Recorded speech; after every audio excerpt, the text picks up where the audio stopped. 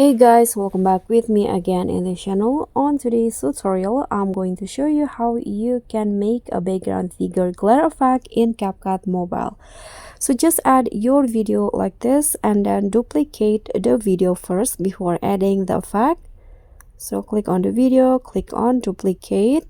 Now make one of the video as overlay. I'm going to click on the first one, then click on this overlay.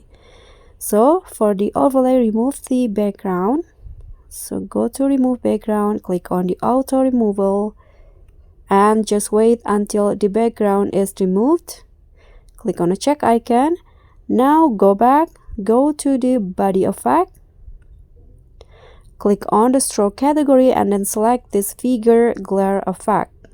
Click on the check icon. Adjust the how long you want the effect to apply to your clips, and this will be the result. So that's all from me. Thank you so much for watching. Don't forget to like, comment and subscribe, and also click on the thanks. Bye.